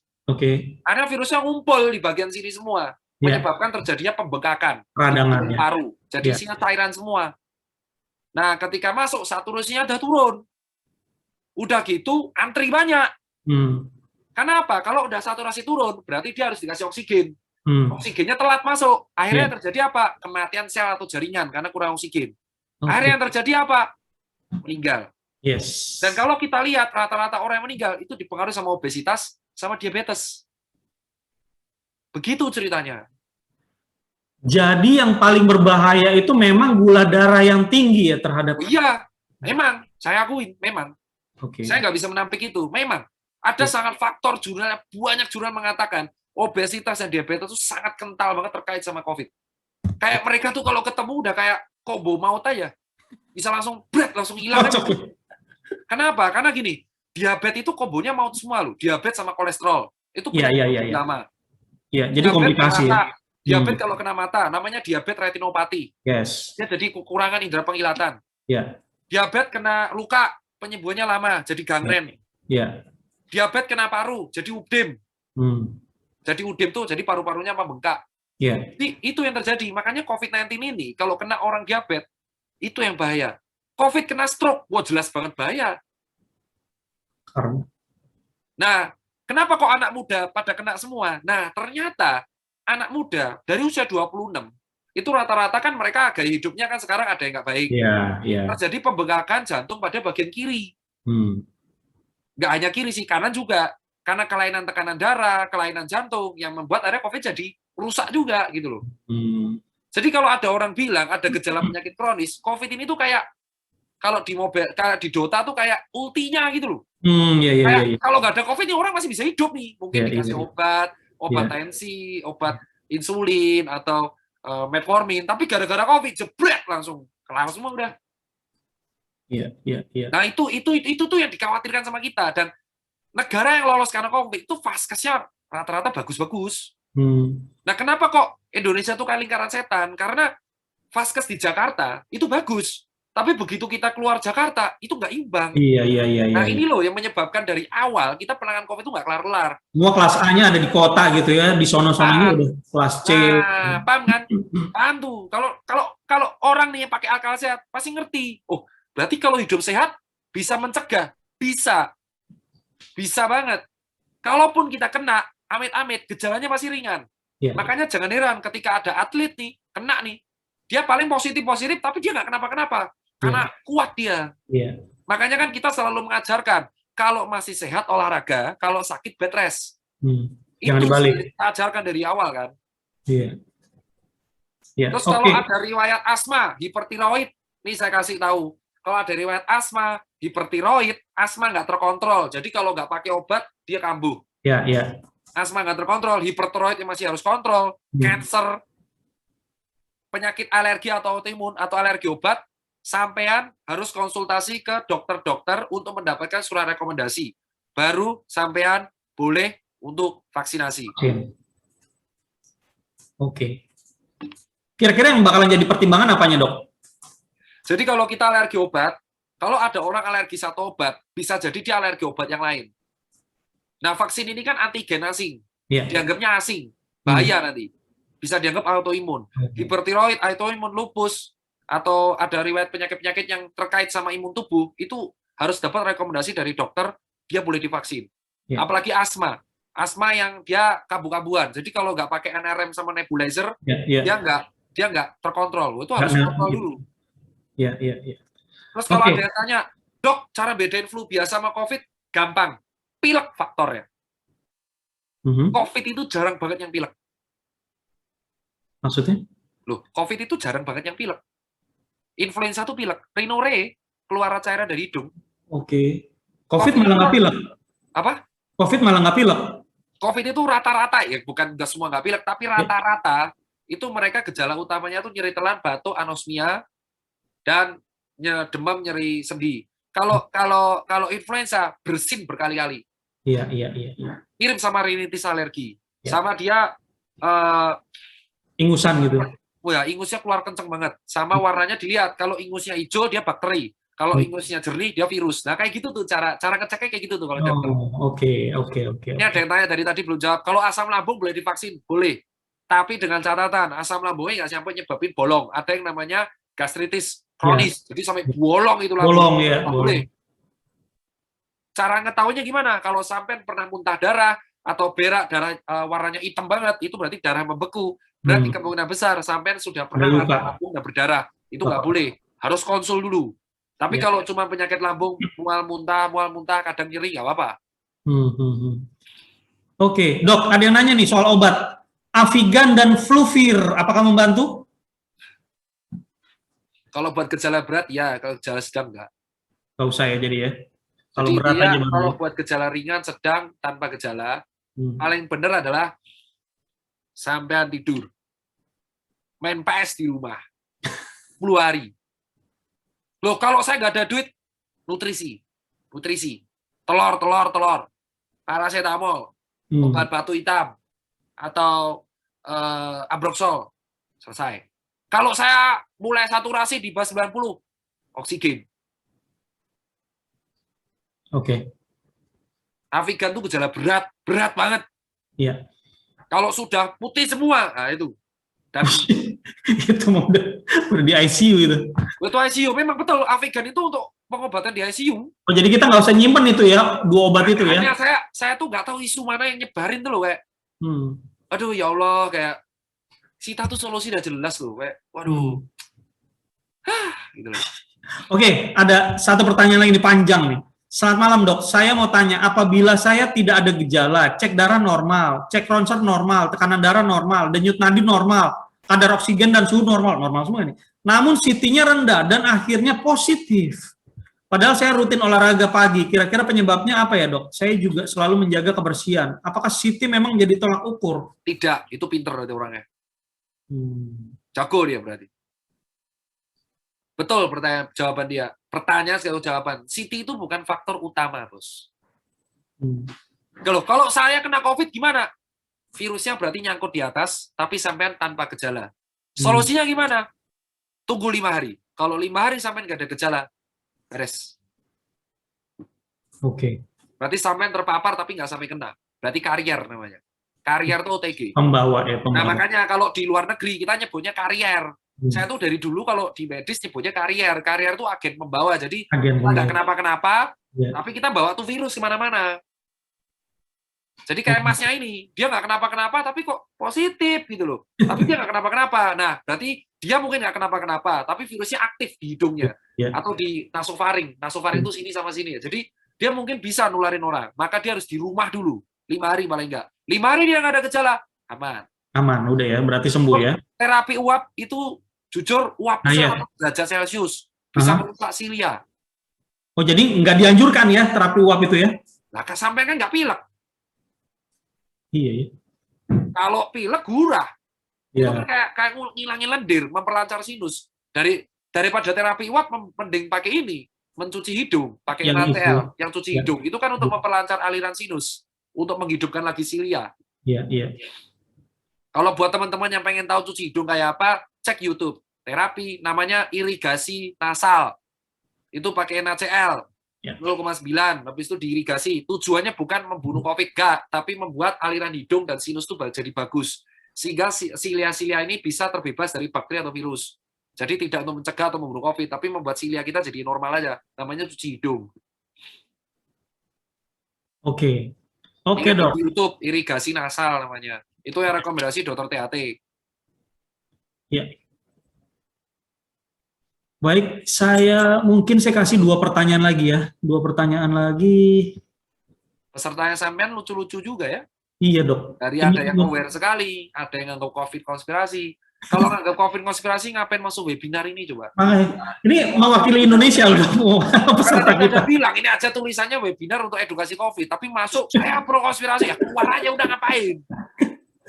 Dok, vaksin yang ada sekarang berapa lama efeknya? Kan udah lama nih program vaksinnya. Nanti kan herd immunity-nya itu karena kan kita kan divaksin bertahap gitu, dok.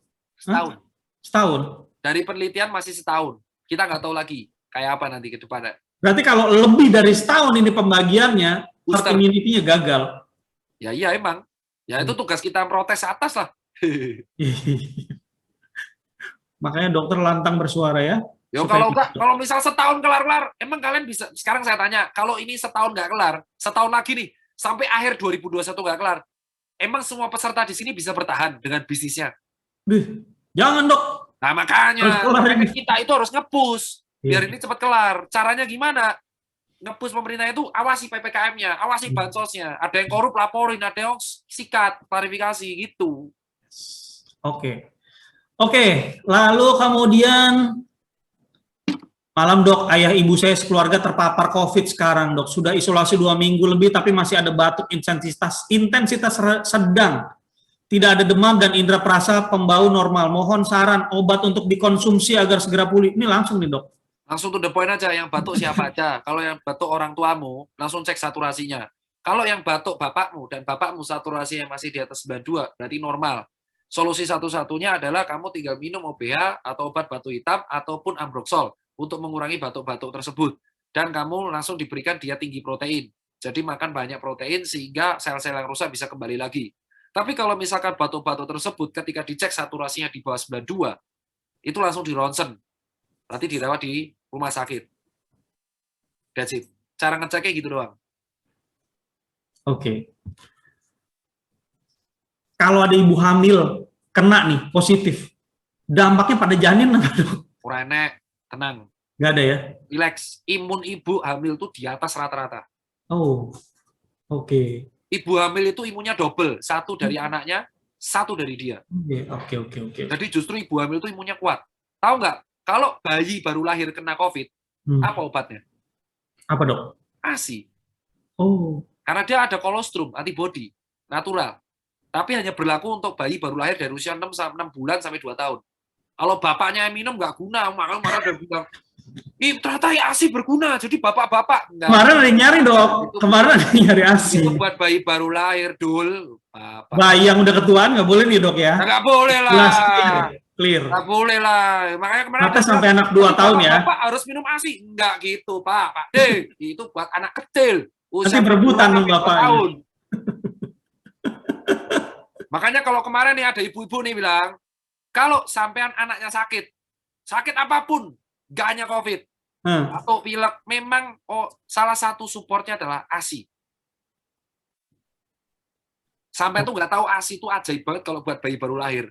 6 bulan sampai 24 bulan. Tapi kalau buat bapaknya ya enggak. Aduh ya Allah.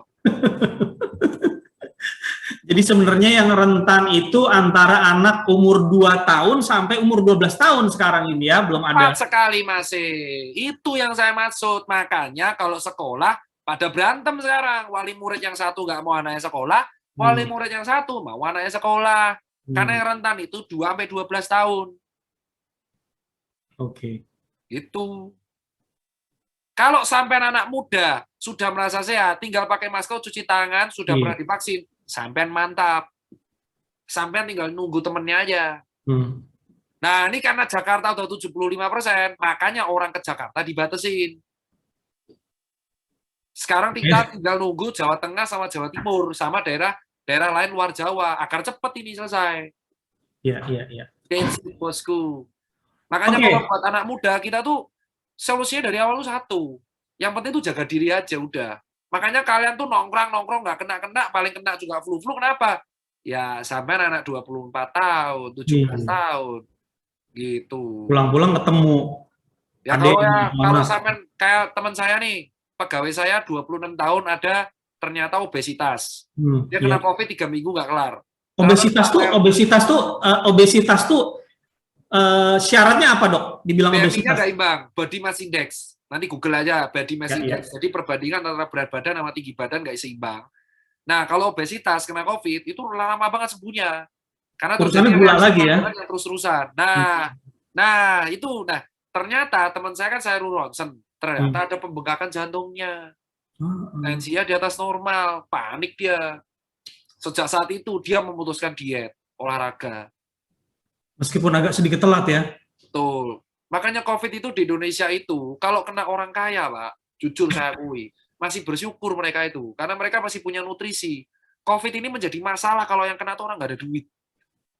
Karena untuk swab aja mereka nggak punya duit. Dan itu jujur pasien saya 7 orang hari ini kayak gitu semua. Saya tuh nggak bisa narik bayaran dari pasien. Jadi orang tanya, dok saya sakit ini, gitu kan tanya. Saya tanya, udah swab, nggak ada duit buat swab. Ya udah, saya urusin itu. Kamu orang mana, RT mana, tak laporin ke dinkesnya, dibantu, sembuh. Dari sebulan terakhir, amit-amit 6 pasien saya baru meninggal. Sisanya alhamdulillah sembuh. Meninggal itu bukan karena mereka emang, karena apes, nggak dapat ruangan, 6-6-nya itu. 6-6-nya tuh nggak dapat ruangan. 1 di Jakarta, 2 di Bandung, 1 Surabaya, 2 Depok. Nggak dapat ruangan. Itu pasien saya. Tapi kalau yang lainnya yang sembuh ada. Ada bahkan dari ketularan karena dipaksa bosnya kerja terus di kantor. Ada. Ada itu. Jadi dia sebenarnya masih sehat. Terus temennya tuh sakit. Dipaksa kerja terus sama dia. Bah, ketularan lah dia. Satu kantor ada ketularan. Oke, dok, ada pertanyaan nih. Jadi kalau orang yang positif tapi tanpa gejala atau carrier tadi, apakah itu lebih berbahaya penyebaran virusnya daripada yang terpapar dan bergejala? Tergantung. Tergantung, Pak, kalau ini, Pak. Jadi kalau orang carrier ini, kita tuh kan nggak ngerti. Orang carrier ini tuh pernah kena tapi sembuh, atau memang dia masih bawa virus. Ya, kalau masih aktif lah, masih aktif virusnya. Masih aktif. Ya. Kalau dia abai dan arogan, dia akan berpotensi bahaya. Gitu. Oke. Tapi yang paling bahaya itu adalah yang kalau gejala ringan, Pak. Itu yang bahaya. Kenapa? Karena di gejalanya cuma batuk-batuk doang. Gitu doang. Terus salaman sama temennya. Udah gitu doang. Makanya kan kita sekarang saya bilang ya, ini buat nonton nih. Harusnya ini kan untuk orang yang edukasi COVID. Terus ada orang lagi yang percaya konspirasi nyasar masuk tuh. Itu salah jalan tol tuh. Harusnya kamu dengerin telur aja, nah, nggak apa-apa, jangan masuk sini gitu. U-nya 3 ya? Kamu punya 3 itu, kamu masuk sana, masuk sini nyasar kamu. Itu kayak kamu pendukung MU, pendukung Liverpool, nyasar kamu, gitu kan. Nah, jadi kalau kamu nih mau sehat dan masih sehat, satu olahraga. Paling enggak kamu tuh jogging lah 30 menit per lah. Yeah. Dirawat itu sel-sel tubuhnya. Ya, kedua, kamu tuh mulai diatur makannya, bukan banyak nasi, tapi banyak protein. Kamu kalau banyak nasi, yang ada obesitas kau tuh. Obesitas itu penyakitnya banyak. Nah, ketiga, pakai masker sebisa mungkin. Loh, Dok, saya ngudut, masa pakai masker? Ya copot masker masuk kantong. Masa ngudut masker di dagu? Itu ababmu kena rokok semua itu. Lagian di sini juga banyak virus sih nanti kan tempel. Nah, saya bilang kalau kamu mau ngudut, mau makan, mau minum, itu masker kau simpan di kantong. Santai. Jangan di dagu. Itu malah nggak berguna. Copot masuk kantong, makan, ngudut, baru sebat, baru makan lagi. Nah, kalau bisa menghindari rokok, oke. Dok, tapi saya nggak bisa dong. Nggak makan, nggak rokok, tapi dicopot itunya. Jangan kau kasih dagu maskernya, apalagi dikalungin leher. Buat apa sih? Kan ada yang jual, Dok, kalungnya. Kan kalungnya ada yang jual. Itu tuh, aduh ya Allah. Itu masker tuh dikantongin, udah selesai loh. Oke. Masa kalah sih sama saya lihat tukang becak itu masker di kantong. Sementara kita yang anak muda tuh sok gaul, gantungin, mau ngapain? Iya, ada manik-maniknya, Dok, dijual itu. Ya Allah, salah itu. Terus kamu tuh kalau mau masuk rumah, cuci tangan atau cuci kaki. Kalau yang muslim, bersyukurlah. Kamu kan kalau sholat 5 waktu, bersyukur. Itu alasan kita wudhu, itu air mengalir. Itu kenapa? Yeah. Karena bakteri sama virus itu kalah sama air mengalir. Nah, ya. Nah, jadi kalau kamu tuh masuk rumah, cuci tangan. Cuci kaki di WC, baru meluk anak, makan. Jangan ujak-ujuk pulang dari kantor. Bok, makan, Bok. Wah, sambil jegang, obat. Ini virus tipe. Arogan itu. Nah, terus habis itu, kalau masker double, itu kalau ke rumah sakit. Ada tulisannya. KKRL. Nyetir sendiri ya maskernya satu aja. Dah. Kalau kena, nih terakhir nih ya, kalau kena, apa yang harus saya lakuin? Lihat, saya demam nggak? Ditanya, apakah Anda demam? Tidak. Oh ya. Pengaruh soalnya. Kalau demam, ya beli paracetamol. Minum 3 kali sehari. Murah atau obat. Ya. Setelah itu, bed rest. Kedua, kok nyeri sendi ya, Bos? Aduh, Bos. Udah paracetamol cukup. Kok nyeri telan ya, Bos? Kasih air minum yang banyak. Karena biar nggak kering. Antibiotik? Jangan. Saya bilang, jangan kasih antibiotik. Tahu kenapa orang zaman dulu sehat? Karena ketika gejala ringan, ya mereka tahu solusinya. Nutrisi yang bagus. Antibiotik itu ketika kita gejalanya udah tegak. Dicek 3 hari. Kalau 3 hari nggak sembuh, cek dahak nggak. Kalau dahaknya warna hijau, berarti itu infeksi bakteri. Fix bakteri, hijau berbau nggak enak tuh bakteri. Bakteri itu ciri khasnya dahaknya hijau. Dicek, aduh dahakku bening. Buat nolong sakit lagi. Virus. Wah, virus nih. Tapi kan kita nggak tahu nih, influenza atau COVID. Swab mahal. Let's say kita anggap kalian nggak mampu swab. Pikir. Dicek. Lidahnya warna apa? Kalau warna hijau, asam lambung. Ya kan? Tapi kalau kotor, coklat, tipoid. Dicek lagi hari keempat. Kok hidungku nggak enak ya, bro? Gatel, bro. Waduh. kok ini ya bro, nggak bisa mencium. Wah, mulai nih. Mulai. Terakhir batuknya kering. Nah, udah selesai masalah. Itu 80% gejala klinis tampakan COVID. Tinggal di swab positif. Kalau negatif, beruntung dari sampean, berarti influenza biasa. Nah, ketika di hari keempat, ternyata nggak ada batuk, pilek meler. Flu. Itu influenza. Itu. Apalagi sampai sini nih. Apa tuh? Namanya otitis, radang telinga bagian tengah. Oh, oke. Nah, kalau kalian mau swab antigen, saya nggak mampu PCR, dok. Ya udah antigen. Dok, kalau saya flu gimana? Nah, harusnya dari dulu, mau flu COVID kayak, influenza kayak, obatnya itu isoman. Pernah nggak lihat orang flu nekat masuk sekolah, satu kelas flu semua? Iya, benar. Udah dari dulu. Kenapa? Karena bos kita tidak pernah mengedukasi itu. Orang tua kita, sekepala sekolah, taunya manja kamu. Masuk sana, pilek tok, kakian minum es. Yang Jangan ada, cengeng. Jangan cengeng. Penyakit itu harus dikerasi. Itu aja. Sakit kamu. Cengeng. Satu kelas. Ayo masuk kamu. Minum es terus. Akhirnya satu kelas kena. Dari dulu itu, kalau kita kena infeksi virus, itu menularnya droplet semua. Makanya isoman. Nah, si COVID ini, itu virus baru. Ya, saya terangin nih. Dulu, 110 tahun yang lalu, di influenza, flu Spanyol, kita tuh juga kayak gini. Ya, dulu kayak gini juga. Tapi sekarang, kita teknologi baru. Makanya kita tuh lebih cepat dari dulu. Nah, kenapa kok ini virus baru kita takut? Karena kita nggak tahu ini mutasinya sampai kapan. Betul. Di zaman dulu, kita juga pakai masker. Kau tag Google itu, flu Spanyol masker kayak apa. Pakai masker gas air mata. Nah, gitu. Ini ada bilang, saya waktu COVID ingusnya cair, dok. Nah, kan saya bilang, rata-rata tidak ingus. Tapi gejala patenya COVID itu batuknya parah banget. Kalau influenza itu bersin yang parah. Tapi kalau COVID itu batuknya parah. Batuknya saya akui parah banget. Saya akui dan nggak berdak. Karena pasien saya rata-rata batuknya itu bisa sampai ngikil. Bisa tiap 10 detik batuk. Dan itu yang ganggu.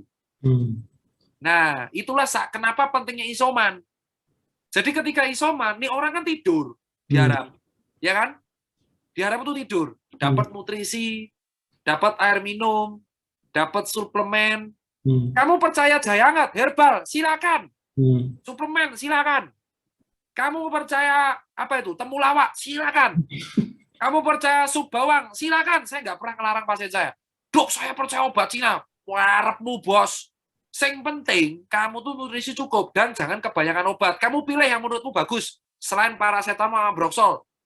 Apa ya, dok ya? Selain paracetamol sama Ambroxol. Saya pengen jahe hangat, dok. Gas. Madu, dok. Gas. Kurang 3 lagi. Apa?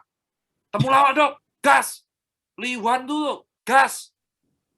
Sarang bulu walet, gas. Udah, minum 14 hari. Selesai masalah. Beres tuh. Iya. Apa yang buat ribet? Iya. Nah, kalau kamu mulai, aduh kok paru-paruku nggak enak ya? Sesak napas sih. Ya kan?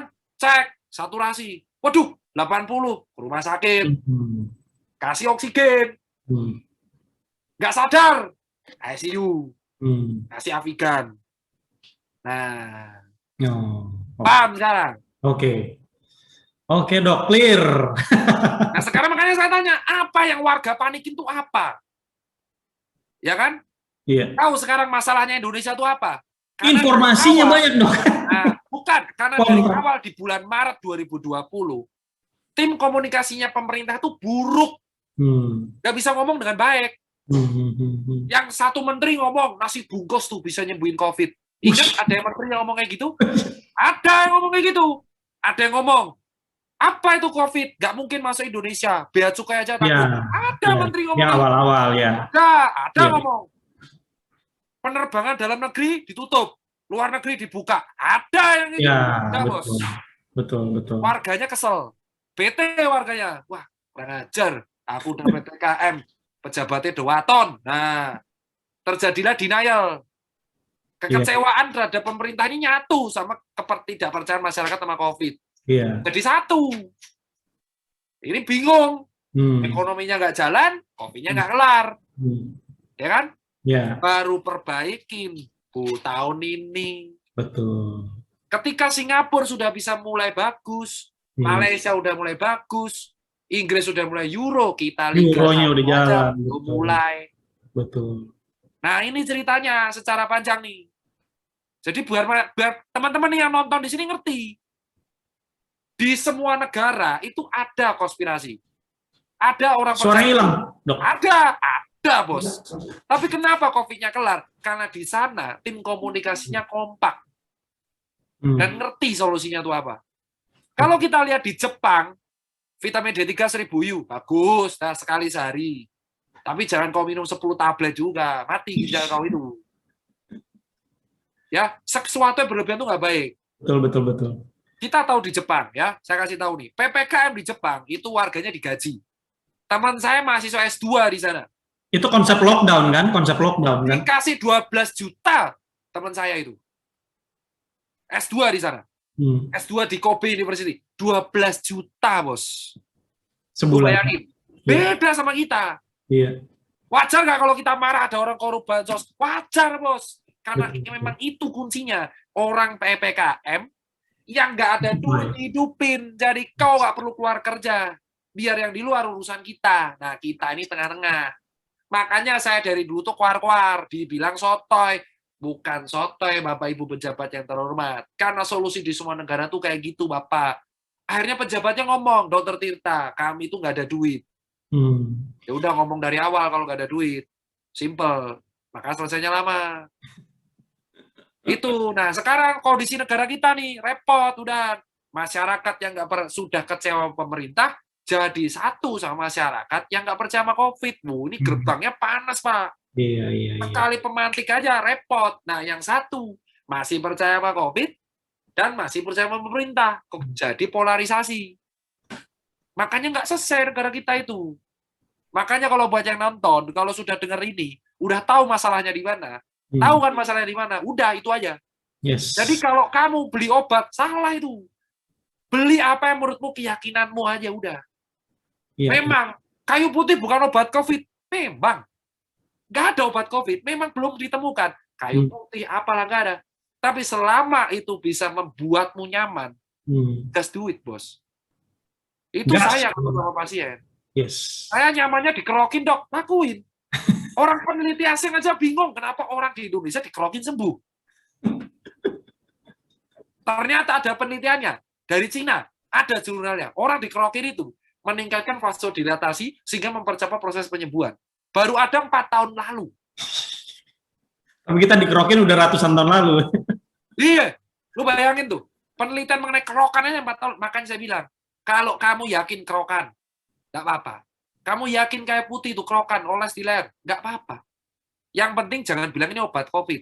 Jadi masalah nanti. Tapi itu buat keyakinanmu aja. Itu yang saya ajarkan. Nah, yang kedua adalah, yang penting keluar, kau tuh pakai masker. Kalau nggak tahu, diingetin. Kayak saya pernah lupa 4 kali kejadian. Ditegur, marah. Enggak saya nggak pernah marah. Dokter itu tak masker kok mana? Pakai, udah pulang cuci tangan. Simpel kan? 17 bulan nggak kena. Kenapa? Karena saya rileks.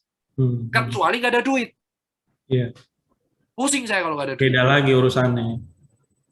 Paham kan? Terus kalian panik. Ya sampean kan panik baca berita. Tahu nggak kenapa berita tuh buat judul panik? Karena demand-nya kayak gitu, Bros. Iya memang. Biar dibaca kan. Demand-nya tuh kayak gitu. Kalau kalian nggak mau panik, kalau soal COVID, baca aja berita dari Kemenkes, Kemenkominfo, titik selesai masalah. Itu ada panik-paniknya. Dua itu pokoknya ya. Instagram, udah komen TikTok aja lah tiap hari tuh komen TikTok. Itu kan happy orang kan. Oke. Nah itu tuh solusinya tuh itu. Makanya kalau ada tuh bapak saya hobi nanam aja, hobi mancing silakan. Nah itu paham kan masalahnya kan? Yes. Nah that's it. Saya udah negur. Ayo toh jangan buat panik banget. Kayak contoh PPKM darurat, orang-orang rame-rame memborong susu beruang. Panik gak kalau yang baca? Waduh, susu beruang. Saya harus ikut beli. Saya tanya ke wartawannya, apa esensimu ngangkat susu beruang? Trending. Nah ini loh. Makanya mulai stop berita yang kamu nggak suka, stop di kamu. Titik. Udah. Selesai. Masalah. Yes. Enak tuh. Jadi slow aja, lakukan yang memang harus dilakukan, protokolnya. Iya, yang ingetin saya aja. ini lakukan aja. Yes. Iya, ngingetin aja. Itu tuh kayak santai gitu loh. Kayak santai banget, santai. Santai banget kalau saya itu. Kayak ada orang, ayo pakai masker. Makanya saya bilang, saya nggak pernah setuju sampai sekarang tuh denda-denda buat PPKM tuh nggak setuju. Kenapa? Lah orang mereka tuh nggak pakai masker karena nggak ada duit. Ada duit, iya. Yang nggak pakai itu kan biasanya tukang beca. Dari Agustus itu saya nggak setuju, Bos. Paham kan masalahnya di mana? Ya udah, kalau udah tahu masalahnya di mana, udah terima aja udah nasibnya. Sampai mau protes A sampai Z, Satpol PP tetap akan razia. Udah gitu terus aja. Ya kan? Pusing kan? Ya makanya pusing ini kalau saya tuh. Sudah ngurus ini, ngurus UMKM, ya kan? Suruh praktek, handle pasien telemedicine, belum ketemu anak. Waduh, gajian orang. 2 bulan toko tutup. Wah, ini kalau otak nggak kuat, bisa gila nih saya tuh. Jangan dong. Nah, makanya kan kita bilang, buat sampean yang nonton, bersyukurlah, sampean masih punya rezeki. Di luar sana, ada orang tuh nggak kepikiran COVID. Ya, betul. Cuma bingung makan apa aja. Betul. Itulah dilema kita. Iya. Oke, Dok. Oke, thank you banget, Dok. Ini terakhir ya, Pak. Kalau dinyatakan positif, itu bukan akhir dunia. Ya Allah. Itu bukan akhir dunia. Catat. Bukan akhir dunia. Dinyatain positif COVID itu nggak akhir dunia. Nggak harus panik, Sob. Ingat ya. Nggak harus panik, coy. Lu tinggal duduk di rumah, dah nonton TikTok 14 hari. Izin sama bos lu. Kalau bos lu nggak ngizinin, lu capturein video ini. Bos, tega lu, bos. Lu mau, gue COVID, gue datang ke kantor sekarang. Oke, gue datang ke kantor sekarang. Gue COVID, bos. Panik dia masih. Jangan gue usah ke kantor. Nah, udah, gue COVID nih, bos. Gue COVID, bos. Ya, gue mau ke kantor sekarang atau gimana nih enaknya nih? Gitu aja. Ya, oke. Terus satu buah jeruk itu mengandung 300 mg vitamin C. Paham kawan-kawan? Siapa yang hobi makan jeruk? Sudah, kau makan 1 buah jeruk itu udah cukup vitamin C-nya. Ini sehari 2 ya. Sehari 2 jeruk dong. Cukup lah. 1 aja. Misal kau beli selusin, kau bagi-bagi tuh teman sekantor, itu udah bagus. Iya. Dan buat kalian yang ngerokok nih, kalau nggak bisa ngurangin, nih ya, pakai masker, mau ngerokok, jangan taruh dagu, itu kena bara rokok bolong semua masker kau, ya, masukin tuh kantong, ya, pakai kantong ya, itu loh. Sambil naik motor, Dok. Di sini tuh kalau ngerokok sambil naik motor, Dok. Nah itu PH itu, kau belum pernah kena mata kau kena bara itu ya, mata saya nggak pernah kena bara, berantem itu. Sampai naik rokok. Naik ngerokok lagi. Kalau naik motor sambil ngerokok, berantem itu, bos. Berantem, iya. Paham kan? 1 jeruk tuh vitamin C-nya udah cukup. Vitamin A tuh ada di tomat. Tomat. Wortel. Nah, mau makan tuh sop. Iya. Ya, untuk melegakan tenggorokan, jahe hangat sama bawang putih, bawang merah, bawang bombay. Iya. Vitamin D di mana dong vitamin D? Bandeng. Seafood. Ikan. Ya, Bu Susi di zaman dulu. Ikan. Nah, itu isinya vitamin D semua. Iya. Terus di matahari 30 menit. Nah, beres. Dari jam 8 sampai jam 9 ya. Vitamin B apa? Kacang, polong, kacang panjang, kacang-kacangan. Oke. Protein, tempe, tahu, daging ayam. Bukan kulitnya. Kulitnya memang enak, itu kolesterol semua. Iya. Oke. Ada edukasi saya, obat aja, mangan. Ya memang itu, bos. Ya. Sampai ketemu nanti obatnya. Siapa nanti menemukan obat? Nggak tahu. Obat HIV saja belum ketemu, apalagi obat COVID. Iya, HIV aja udah lama gitu nggak ketemu-temu. Iya, udah kan beres kan? Udah, makanya kau percaya terus silakan. Tapi ingat, nah itu aja kalau buat sampean-sampean semua yang nonton ya. Siap. Ingat, thank you banget, Dok. Jangan panik ya. Jangan panik, santai, relax. Yes, oke. Jangan panik dan ubah gaya hidup itu ya. Kayaknya itu closing statement-nya ya, ubah gaya hidupnya ya. Sekarang yang cowok-cowok, saya nggak tahu kalau yang cewek, sensitif soalnya kalau bahas kegendutan. Yang cowok, selesai webinar ini, kau ngaca. buka perut kau itu. Berapa tuh hitung lingkar pinggang kau itu. Iya. Nah, kalau kau Kalau itu terapinya liatin perut terus sambil ditepak-tepak ya. Bikin malu gitu ya. Itu halusinasi itu namanya. Halusinasi ya, itu halu ya. Oke. Nah, kau lihat cermin itu. Iya. Kau lihat itu perut kau itu ya. Kalau misalkan perutmu itu masih waduh melembung, waduh. Kau diet itu mulai pagi. Kau bisa lolos dari COVID, tapi nggak akan lolos dari gagal jantung, bos. Tahu penyakit jantung itu kematian di Indonesia 1.200 per hari. Lebih banyak dari COVID. Lebih banyak daripada COVID. Ya. Betul. Lu kok nggak diabetes? Nanti diabetes dibikin menakuti lagi. Iya. Mau Instagram Dokter Tirta 1.200 per hari mati gagal jantung. 200 per hari mati tuberkulosis. Malah stres kamu nanti bacain di Instagram saya. Ya kan? Dan rata-rata obesitas. Obesitas itu adalah obesitas tuh waduh emang udahlah diet aja lah kau lah. Bukan aku membuli fisik enggak ya, tapi orang obes itu betul. dengan banyak penyakit. Iya. Saya 64 kilo tuh. Paham? Yes. Nah. Oke. Thank you banget dok ya.